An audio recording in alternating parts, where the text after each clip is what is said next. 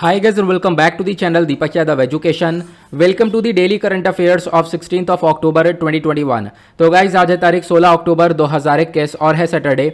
आज की तारीख से जितने भी मोस्ट इंपॉर्टेंट करंट अफेयर्स बनेंगे उन सभी करंट अफेयर्स को हम लोग डिटेल में डिस्कस करेंगे। नाउ बढ़ते हैं आगे, एक बार देख लेते हैं कौन कौन से आर्टिकल्स का डिस्कशन करना है आज के इस वीडियो में।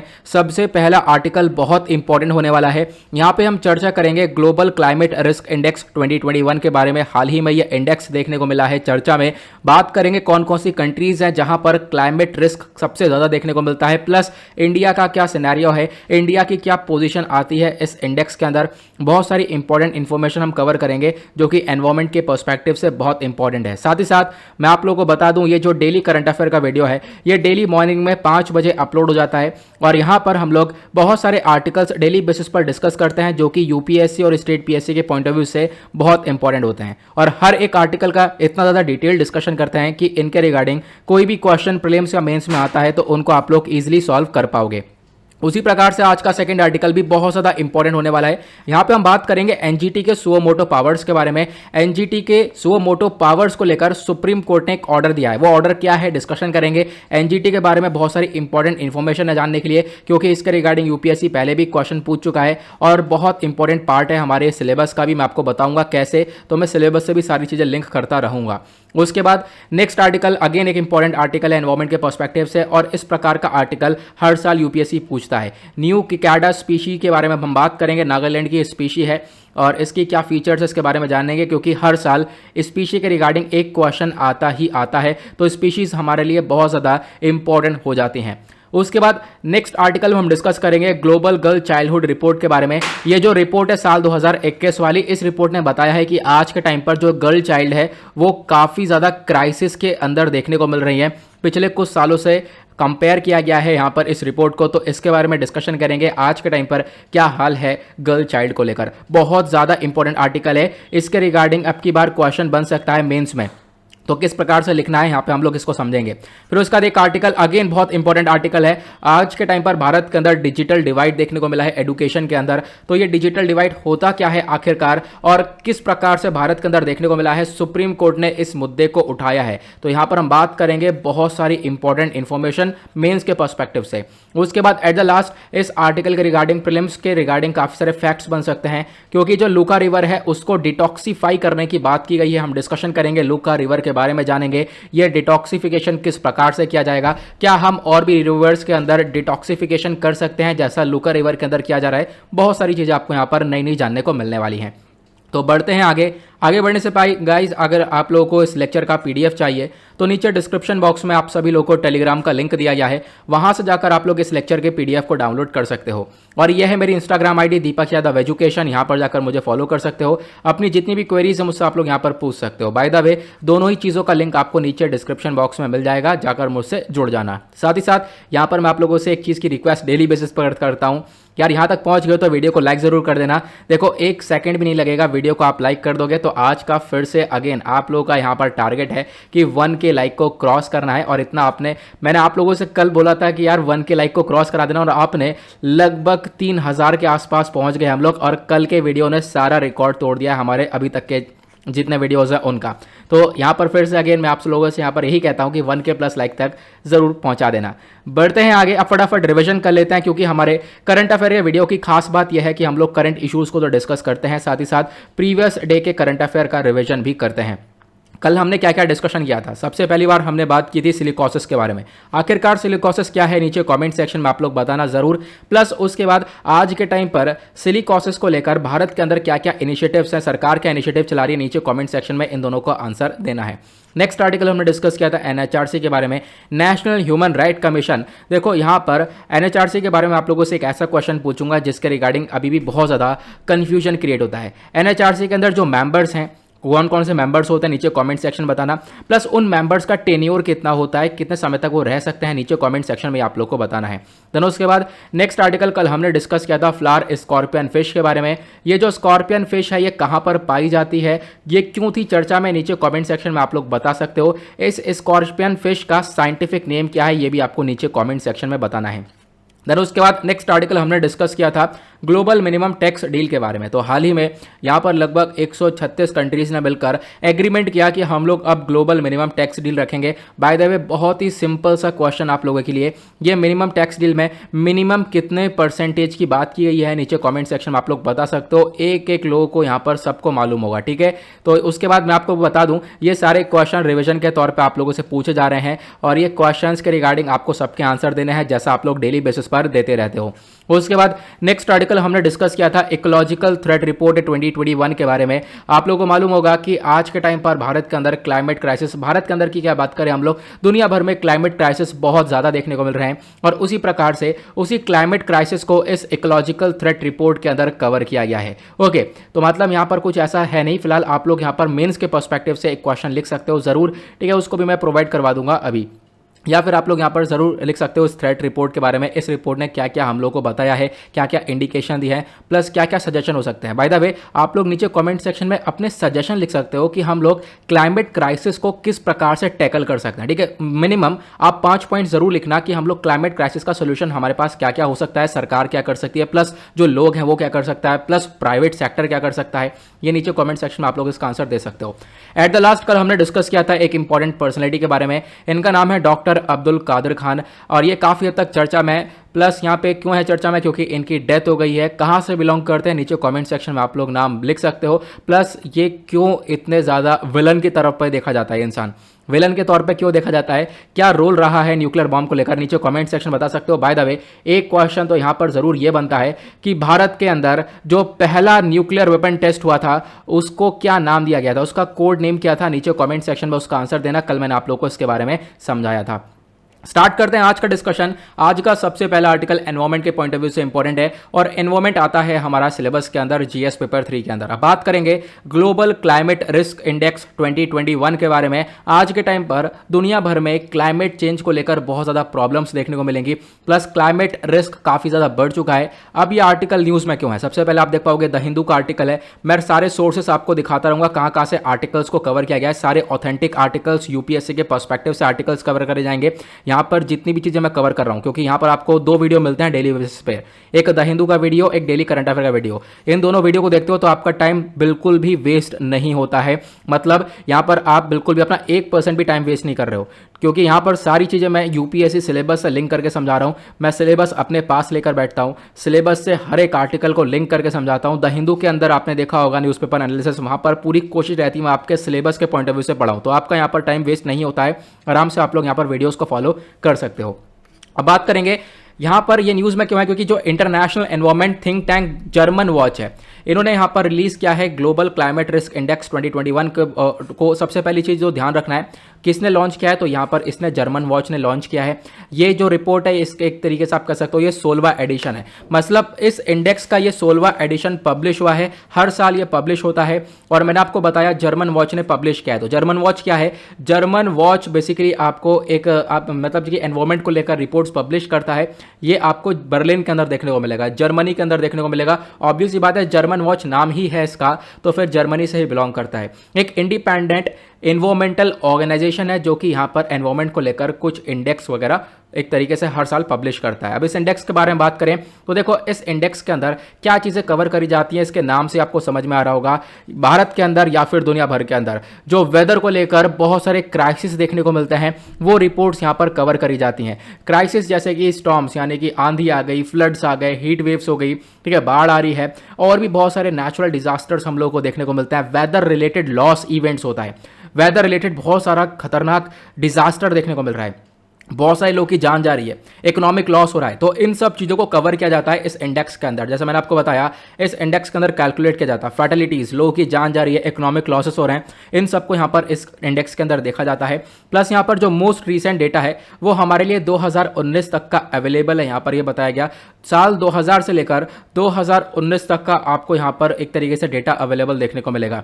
2021 का जो इंडेक्स है इसके अंदर यूएसए को इंक्लूड नहीं किया है, तो ये भी चीज़ आप लोग को मेंशन करनी है। हैं। साथ ही साथ यहाँ पर आप देख पाओगे इस रिपोर्ट ने बताया कि जो क्लाइमेट चेंज है उसको इग्नोर किया जा रहा है, और इग्नोर आगे हम लोग बिल्कुल भी नहीं कर सकते। अगर हम आगे करेंगे तो इसके दुष्प्रभाव और ज़्यादा देखने को मिलेंगे। प्लस उसके बाद जो आज के टाइम पर ये जो वेदर के अंदर इतने बड़े इवेंट्स देखने को मिल रहे हैं, इसकी वजह से जो इम्पैक्ट है वो पुअर कंट्रीज के ऊपर ज़्यादा हो रहा है। मतलब ऐसी देश जहां पर एक तरीके से गरीबी ज़्यादा है, जीडीपी अच्छी नहीं है, लोग ऑलरेडी बहुत सफ़र कर रहे हैं, उनको क्लाइमेट चेंज की वजह से और ज़्यादा सफ़र करना पड़ रहा है। तो हाई इनकम कंट्रीज़ के ऊपर भी इंपैक्ट पड़ रहा है डेफिनेटली, लेकिन पुअर कंट्रीज़ के अंदर लोग ज़्यादा भुगत रहे हैं इस सारी प्रॉब्लम से। ये हम लोग को डिफरेंस देखने को मिल रहा है। अब बात करते हैं इस इंडेक्स की। तो इस इंडेक्स के अंदर आप देख पाओगे साल 2019 और साल 2018 की यहां पर रैंकिंग दी गई है। साल 2019 के अंदर इस रिपोर्ट के अंदर टॉप किया था किसने? मोजाम्बिक ने। मोजाम्बिक की फर्स्ट रैंक आपको देखने को मिलेगी। ठीक है, साल 2019 के अंदर जिम्बाब्वे ने टॉप किया, जिम्बाब्वे ने सेकंड नंबर पे था। मतलब ये दोनों कंट्रीज ऐसी हैं जहां पर क्लाइमेट का रिस्क बहुत ज्यादा है। भारत की रैंक क्या आती? तो भारत की भी 7वीं रैंक थी। भारत की सिचुएशन भी कुछ ज्यादा अच्छी नहीं थी। तो अगर हम बात करें साल 2021 की फाइंडिंग की, तो साल 2021 की फाइंडिंग्स में भी यही बताया गया। मतलब ये रिपोर्ट पहले की आपको देखने को मिलेगी। साल 2021 के अंदर भी 2019 तक का डेटा देखने को मिलेगा। तो मोजाम्बिक और जिम्बाब्वे, ठीक है, ये दोनों, इनके साथ साथ एक और कंट्री है बहामास, ये तीनों ही मिलकर यहाँ पर सबसे ज़्यादा अफेक्टेड कंट्रीज़ के रोल पर आती हैं। मतलब कि तीनों कंट्रीज़ इस प्रकार से देखी जा रही हैं जहाँ पर क्लाइमेट क्राइसिस सबसे ज़्यादा देखने को मिलते हैं। और साल 2019 के अंदर इन तीनों कंट्रीज़ को सबसे ज़्यादा भुगतना पड़ा था क्लाइमेट क्राइसिस को लेकर। ओके, उसके बाद साल 2000 से लेकर साल 2019 तक का अगर हम डेटा देखें तो बहुत सारी कंट्रीज आती हैं, जैसे कि प्यूर्टो रिको, म्यांमार, हेती, ये सब हाईएस्ट रैंक गेन करते हैं। यहाँ पर सिचुएशन काफ़ी हद तक खराब आपको देखने को मिलेगी। प्लस उसके बाद यहाँ पर मैंने आपको बताया क्या क्या होता है, मतलब लैंडस्लाइड हो रही है या फिर बाढ़ की वजह से लोगों की जान जा रही है, उन सब चीज़ों को इस इंडेक्स के अंदर कवर किया जाता है। और इन सब चीज़ों के अंदर से मतलब इस प्रकार के बहुत सारे डिजास्टर्स देखने को मिले, लेकिन इन सब में से सबसे ज़्यादा खतरनाक डिजास्टर था ट्रॉपिकल साइक्लोन्स। आप कह सकते हो कि हम लोगों ने पिछले कुछ सालों के अंदर 6 बड़े बड़े ट्रॉपिकल साइक्लोन्स देखे हैं। ट्रॉपिकल साइक्लोन्स बेसिकली कौन से रीजन में आते हैं, नीचे कमेंट सेक्शन में आप लोग बता सकते हो। ठीक है, अब अगर हम बात करें तो number of severe tropical cyclones लगातार इंक्रीज हो रहा है अगर हम पिछले कुछ सालों के अंदर देखें।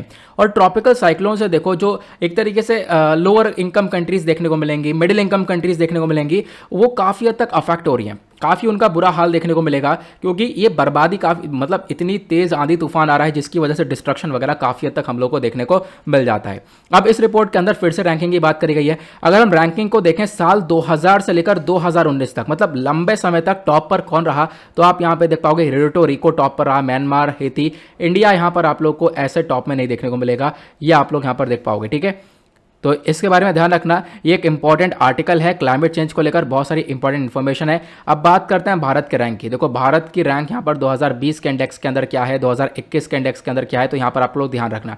2021 का इंडेक्स जो है भारत की रैंक उसमें जो है 7वीं रैंक है। ठीक है, मैंने आपको दिखाया 7वीं रैंक आपको देखने को मिलेगी, सॉरी ये है। इंडिया की रैंक इंप्रूव हुई है पिछले साल से, क्योंकि इंडिया की रैंक पिछले साल 5वीं रैंक थी। ठीक है, 5वीं रैंक थी इंडिया, अब यहाँ पर 2021 के अंदर थोड़ा सा डाउन आया है, 7वीं रैंक है। मतलब क्लाइमेट चेंज को लेकर थोड़ा बहुत यहाँ पे से सुधार देखा है, लेकिन यहाँ पर इतना ज़्यादा सुधार नहीं हुआ है, थोड़ा बहुत यहाँ पर देखने को मिला है।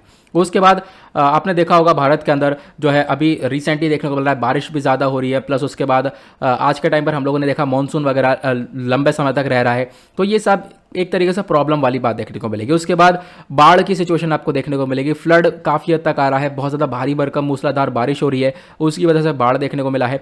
बाढ़ में अगर हम बात करें लगभग 1800 लोगों की जान गई है पिछले कुछ सालों के अंदर, ये आप डेटा देख पाओगे।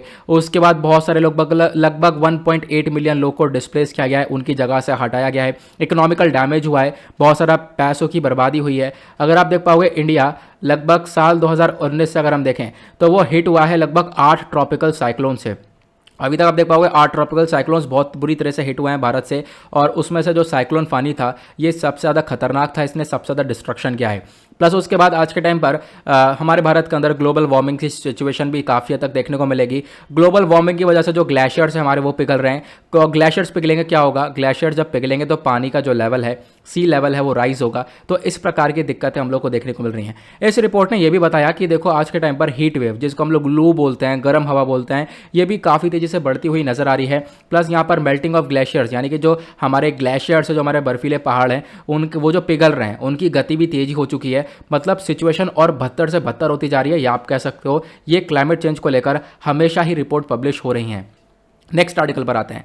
अगला आर्टिकल पॉलिटी एंड गवर्नेंस के पॉइंट ऑफ व्यू से इंपॉर्टेंट है और पॉलिटी एंड गवर्नेंस आता है जीएस पेपर 2 के अंदर। बात करी गई है suo motu powers of NGT को लेकर, नेशनल ग्रीन ट्रिब्यूनल की सुओ मोटो पावर्स को लेकर क्या डिस्कशन हुआ है। आर्टिकल आप द हिंदू का देख पा रहे होंगे। चर्चा में क्यों है? क्योंकि हाल ही में सुप्रीम कोर्ट ने डिक्लेयर किया कि जो एनजीटी है उसकी जो पोजीशन है वो अपने आप में एक यूनिक पोजीशन है, ठीक है, एक अलग यहाँ पर बॉडी आपको देखने को मिलेगा सबसे। इसके पास सुओ मोटो पावर्स है। देखो सुओ मोटो पावर्स का सिंपल सा मतलब, मान लो कोई केस है, उस केस को कोई दूसरा बंदा उठा रहा है, ऐसा नहीं हो सकता।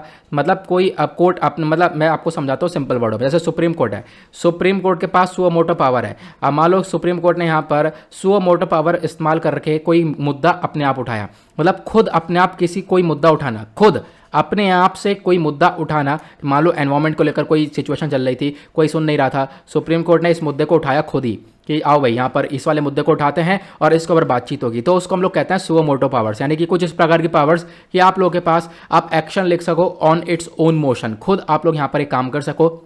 तो यहाँ पर सुप्रीम कोर्ट ने बोला है कि तो एनजीटी बॉडी है नेशनल ग्रीन ट्रिब्यूनल, इसके पास भी सुओ मोटो पावर्स हैं, कोई लिमिटेड पावर्स नहीं है। ये अपने आप भी यहाँ पर कोई कुछ ना जो एनवायरमेंट से रिलेटेड जो एक तरीके से डिस्प्यूट्स होते हैं या फिर एनवायरमेंट से रिलेटेड जो भी और भी बहुत सारे क्राइसिस होते हैं, तो उन मुद्दों को एनजीटी अपने आप उठा सकता है। ऐसा नहीं है कोई मुद्दा आ रहा है एनजीटी के पास, ऐसा बिल्कुल भी नहीं है। एनजीटी अपने आप ही यहाँ पर क्या कर सकता है, किसी मुद्दों को उठा सकता है। तो इसके लिए यहाँ पर नेशनल ग्रीन ट्रिब्यूनल है। आप देख पाओगे इन्होंने यहाँ पर ये बोला है, ये ऐसा काम नहीं है कि इसको जो रोल्स है एनजीटी का वो कोई लिमिटेड रोल नहीं है।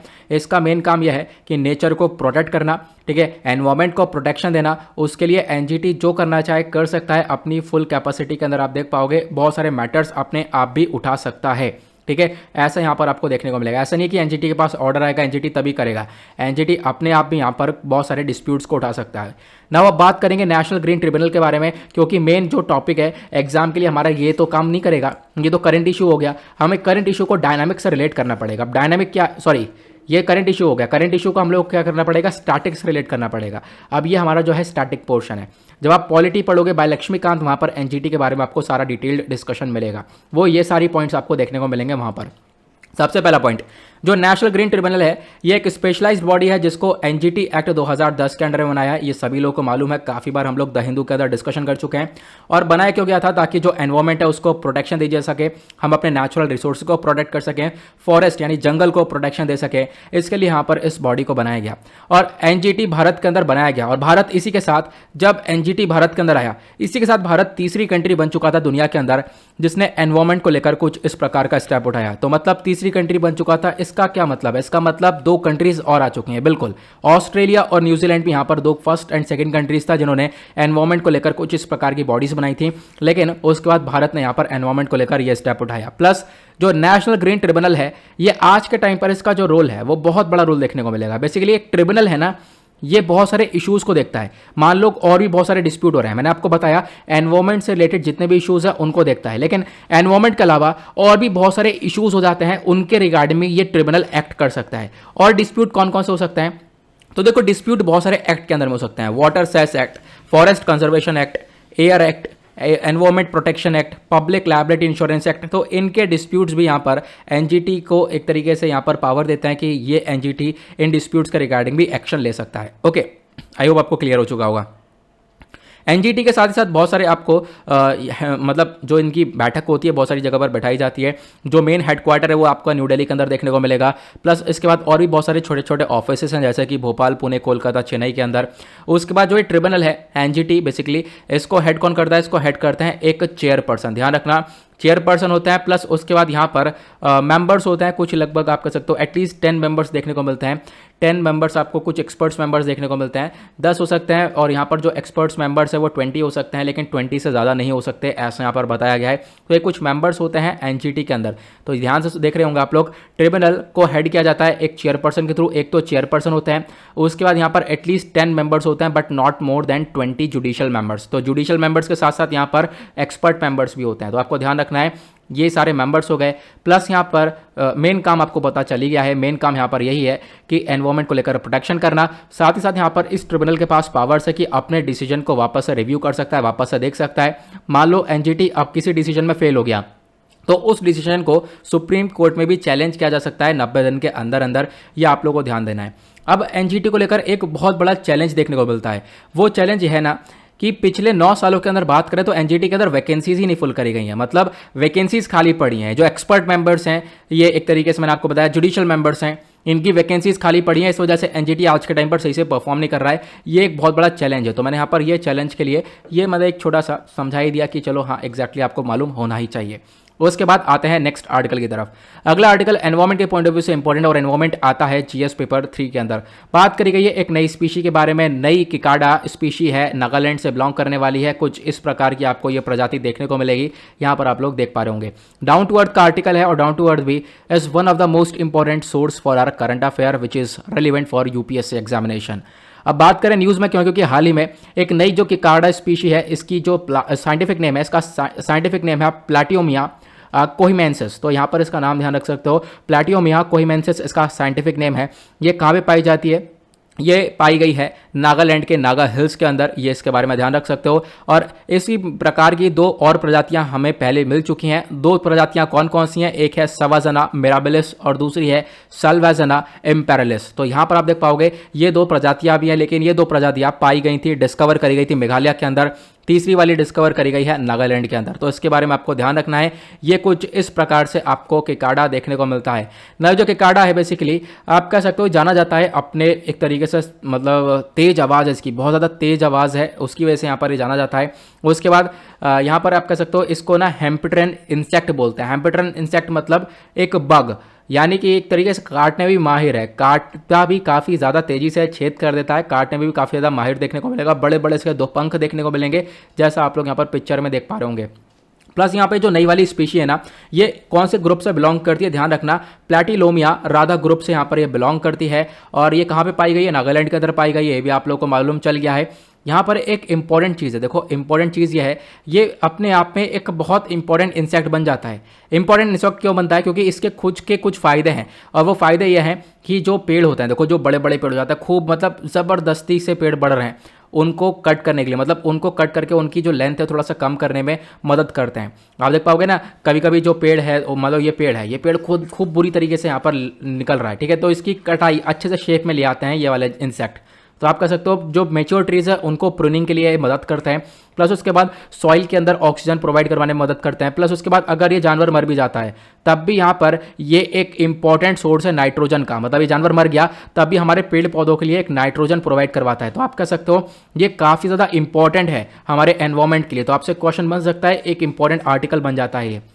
प्लस मैंने आपको बताया कि यहाँ पर इसका ही साउंड बहुत तेज है, बहुत तेज तेज यहाँ पर गुनगुनाता है, तो इसी की वजह से यहाँ पर बोला जाता है कि यहाँ पर एक हेल्दी फॉरेस्ट इकोसिस्टम है, जिसकी वजह से यहाँ पर इसकी साउंड काफ़ी तेज आपको देखने को मिलेगी। कहाँ पे पाया जाता है? नेचुरल फॉरेस्ट के अंदर देखने को मिलेगा, जहाँ पे बड़े बड़े ट्रीज होंगे वहाँ पर ये एक तरीके से इंसेक्ट पाया जाएगा। इंडिया बांग्लादेश के अंदर पाया जाता है, इंडिया बांग्लादेश के अंदर सबसे ज़्यादा पाया जाता है। उसके बाद चाइना के अंदर भी देखने को मिलता है।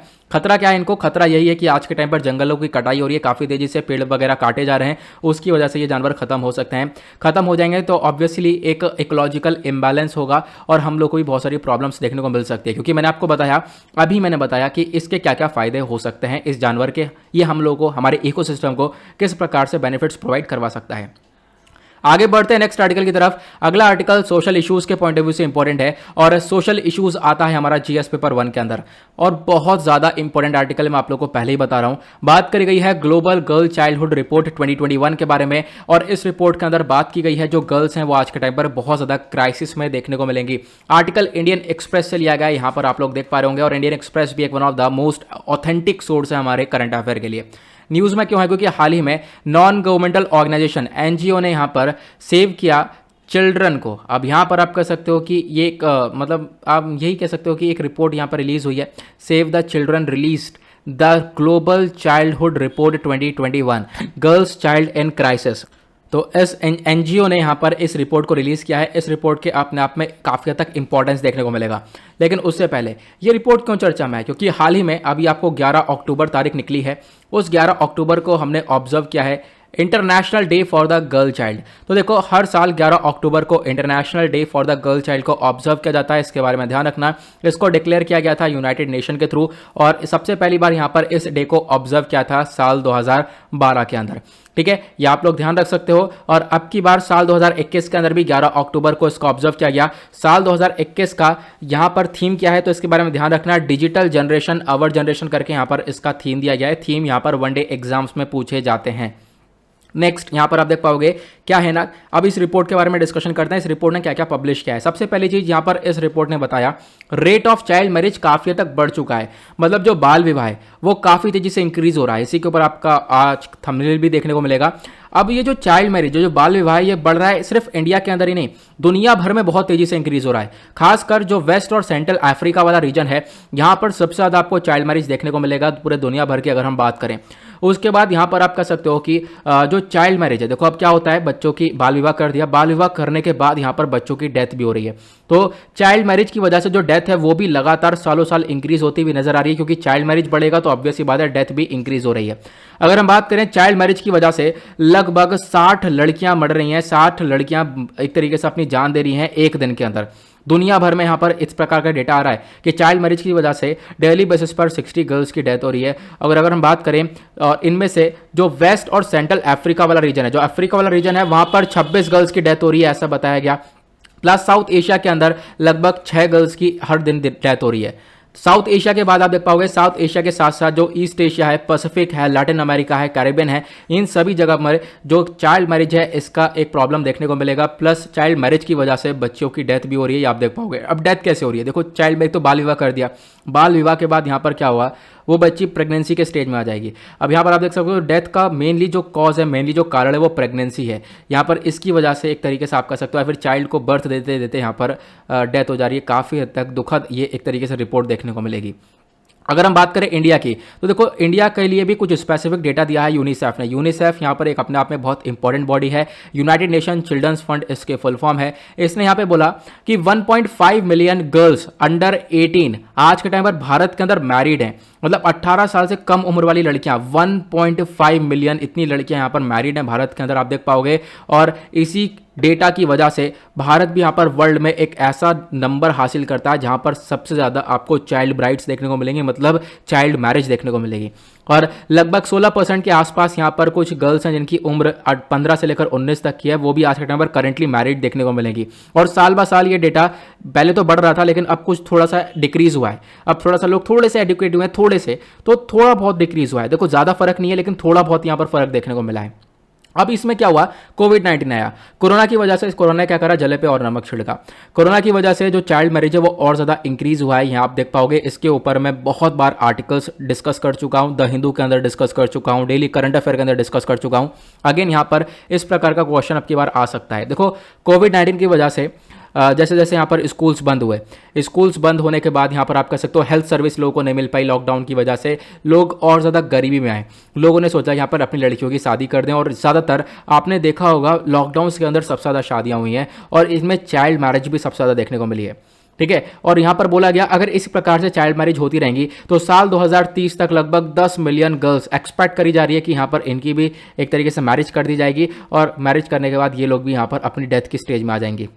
उसके बाद इस रिपोर्ट के अकॉर्डिंग यहाँ पे बात करी गई कि देखो यहाँ पर ये जो रिपोर्ट है इसको पब्लिश किया चाइल्ड लाइन ने, और मतलब एक रिपोर्ट पब्लिश करी थी चाइल्ड लाइन के द्वारा।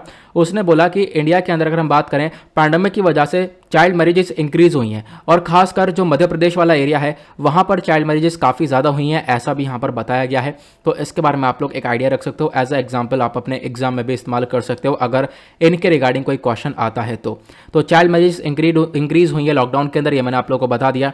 अब इसके रिगार्डिंग क्या सजेशन हो सकता है, यहाँ पर ये बोला गया कि सजेशन के लिए आप सबसे पहले देख पाओगे जो लड़कियों की आवाज़ है, उनको जो लड़कियां आवाज़ है वो अपनी आवाज़ को उठाएं, उनकी आप हेल्प करो, उनको एक सेफ एनवायरनमेंट में पहुंचाओ। ये हम लोग को सबसे पहला काम करना पड़ेगा। और यहाँ पर आप कह सकते हो लोगों को थोड़ा सा पार्टिसिपेट करना पड़ेगा डिसीजन मेकिंग के अंदर। यहाँ पर आप कह सकते हो लड़कियों की हमें हेल्प डेफिनेटली करनी पड़ेगी, गवर्नमेंट को यहाँ पर हेल्प करनी पड़ेगी, गवर्नमेंट को आगे निकल कर आना पड़ेगा। प्लस उसके बाद दूसरा सजेशन ये है, आप जेंडर इक्वालिटी के ऊपर क्यों नहीं फोकस करते, आप जेंडर इक्वालिटी के ऊपर फोकस करो।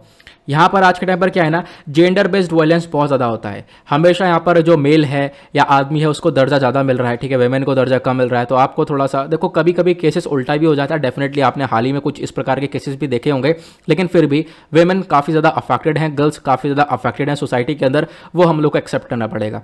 जेंडर बेस्ड वायलेंस लगातार इंक्रीज होता हुआ नजर आता है। आपने देखा भी होगा, मान लो कोई ऑफिस में काम करा जा रहा है, ऑफिस के अंदर लड़की भी काम कर रही है प्लस लड़का भी काम कर रहा है, और भले यहाँ पर लड़की उस लड़के से ज़्यादा काम कर रही हो, लेकिन सैलरी मतलब आप देख पाओगे काफ़ी हद तक कम देखने को मिलती है। जेंडर इनइक्वालिटी बहुत ज़्यादा है, उसके अंदर आपको सुधार करना पड़ेगा।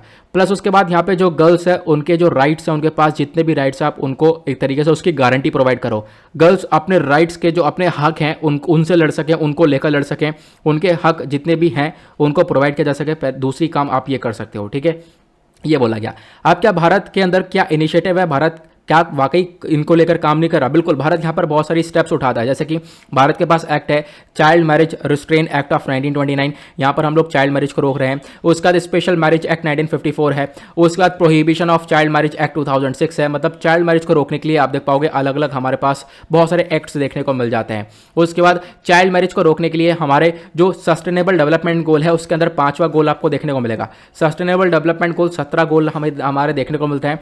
5वां गोल क्या है? जेंडर इक्वालिटी के बारे में बात करता है। तो यहां पर आप कह सकते हो 2030 तक आपको ये गोल्स अचीव करना है, तो आपको कहीं ना कहीं चाइल्ड मैरिज को भी कम करना पड़ेगा। प्लस यहां पर गर्ल्स या वुमेन्स हैं उनको भी सोसाइटी में आगे लेकर आना पड़ेगा, इसके ऊपर भी फोकस रखना है।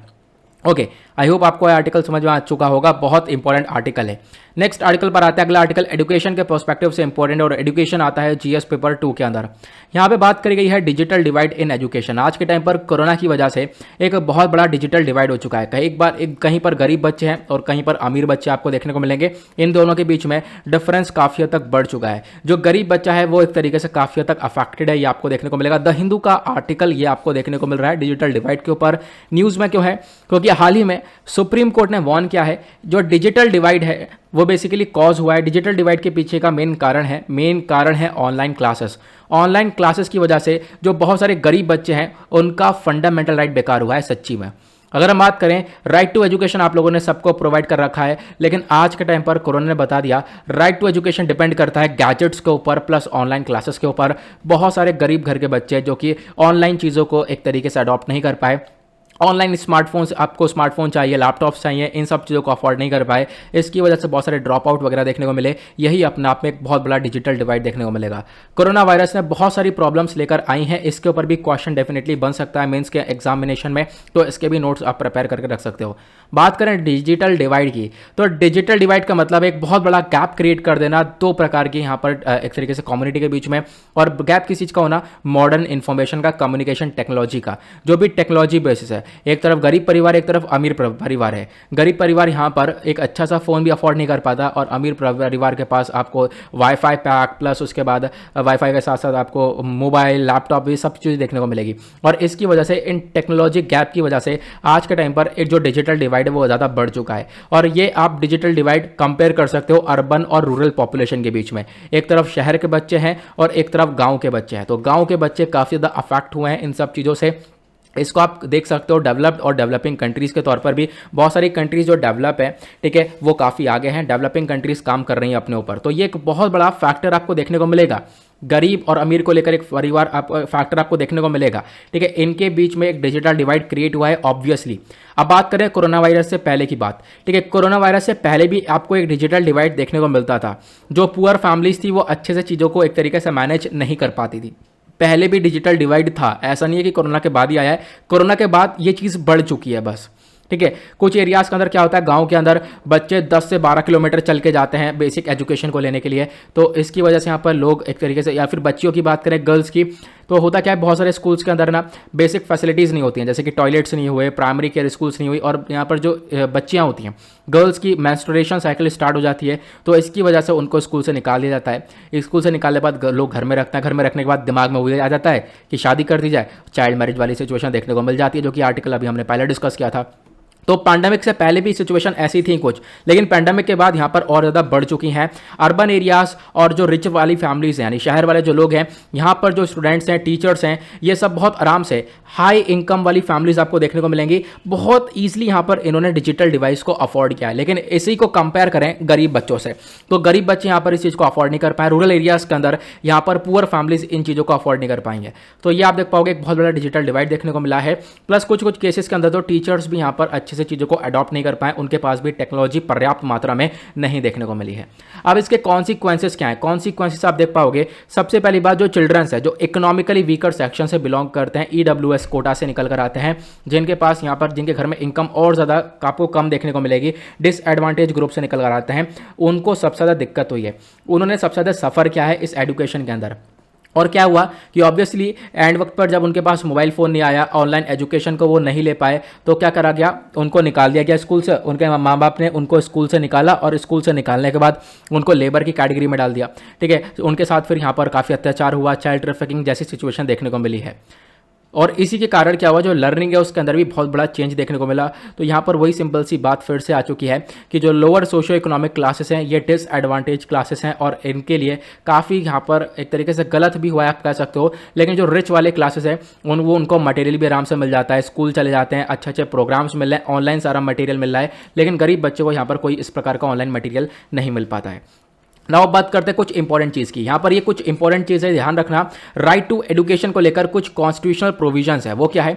ओरिजिनली बात करें तो जो हमारा पार्ट 4 है भारत संविधान का, ठीक है, part 4 of the Indian constitution, article 45 और आर्टिकल 39 क्लॉज एफ, जो डीपीएसपी के क्लॉज हैं, directive principles of state policy, ये प्रोवाइड करवाता है एक तरीके से स्टेट फंडेड, एक तरीके से जो एजुकेशन है वो इक्विटेबल होना चाहिए, हर एक के पास मतलब इक्वालिटी है कि वो एजुकेशन ले सकता है, प्लस उसके बाद एजुकेशन एक्सेसिबल होना चाहिए। ये हमारे ये आर्टिकल्स बताते हैं। फिर होता क्या है, ये आर्टिकल्स चलते रहते हैं, लेकिन होता क्या है, 86 कॉन्स्टिट्यूशनल अमेंडमेंट एक्ट होता है साल 2002 के अंदर, और ये क्या करता है, राइट टू एजुकेशन प्रोवाइड करवा देता है। राइट टू एजुकेशन है एक फंडामेंटल राइट, इस कॉन्स्टिट्यूशन के अंदर बोल दिया जाता है। ध्यान रखना, आपसे क्वेश्चन बन सकता है, बहुत सिंपल सा क्वेश्चन है, right to education as a fundamental right कौन से कॉन्स्टिट्यूशनल अमेंडमेंट के थ्रू बनाया गया था? तो 86 कॉन्स्टिट्यूशनल अमेंडमेंट के थ्रू बनाया गया था। In the part 3 of the constitution के अंदर आपको देखने को मिलेगा हमारे संविधान में, और इसको इंसर्ट किया गया आर्टिकल 21A के अंदर।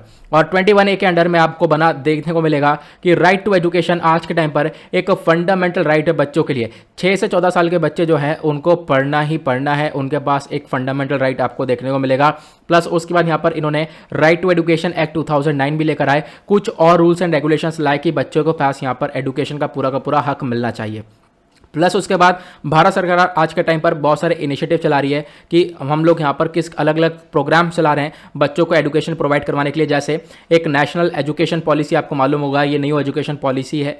उसके बाद डिजिटल इंफ्रास्ट्रक्चर नॉलेज शेयरिंग दीक्षा, पीएम विद्या, स्वयं प्रभा टीवी चैनल, स्वयं पोर्टल। तो यहाँ पर आप देख पाओगे सारे इनिशिएटिव्स है जो कि भारत सरकार चला रही है एजुकेशन को थोड़ा सा इंक्रीज करने के लिए। ये बहुत इंपॉर्टेंट आर्टिकल, आई होप आपको ये क्लियर हो चुका होगा। अगले आर्टिकल पर आते हैं। अगला आर्टिकल एनवायरमेंट के पॉइंट ऑफ व्यू से इंपॉर्टेंट है, और एनवायरमेंट आता है जीएस पेपर 3 के अंदर। चर्चा की गई है डिटॉक्सिफिकेशन ऑफ ल्यूखा रिवर, और ये मेघालय के अंदर ये नदी आपको देखने को मिलेगी। इसको डिटॉक्सिफाई करने की चर्चा की है, द हिंदू का ये आर्टिकल आपको देखने को मिलेगा। हाल ही में जो मेघालय गवर्नमेंट है, इन्होंने क्लेम किया कि यहाँ पर एक प्रोजेक्ट लगाना चाहिए और लूखा रिवर को डिटॉक्सिफाई करना चाहिए, यहाँ से जहर निकालो और इस रिवर को वापस से साफ सुथरा बनाओ।